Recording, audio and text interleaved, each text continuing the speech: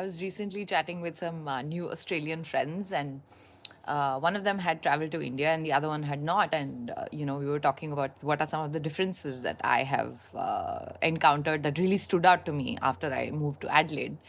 And one of the things that came up, which I think both of them were quite surprised by, was the fact that here at traffic lights, right, when you're driving, speed limit is 80 kilometers an hour, and you come to a traffic light and it is green and you're still at 80, and it's green and you just keep driving at 80 and then you're past the green light. And that never happened in India. I was in India for 44 years, and in India you basically slow down. Even if it is green, you're approaching at your speed limit, and I would always slow down because you never knew who was jumping the red light from which side of the street. So even here, when, for example, Jamie is driving, it's almost like I almost like brace for impact, like, oh my God, the light is green and we're speeding. But that's just what everyone does. And I've seen it happen so many times, and I'm still getting used to it almost 2 years in.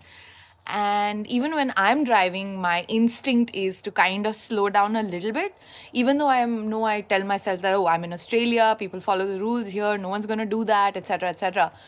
But it's still something where I just brace for impact, because in India, at least in my experience, not a lot of people followed the rules. There were so many times at a traffic stoplight when the light turned green and you'd still have to kind of crawl, look left, look right, look everywhere to see if someone was, driving in and jumping the red light by on purpose or by accident or whatever. And the other thing about the traffic is that when the light turns green and everyone starts moving from the stopped traffic light, and then when the light turns before the light turns red, everyone stops at that light because it's like it's orange and it's about to turn red. And if you cross that line while it's turning red, then that's a fine. Whereas in India, even if the light turned red, people would still be driving because they'd be like, oh, otherwise I'll have to wait for another 2 minutes. So even if yours had turned green, there was other traffic that was still driving even though the light was red.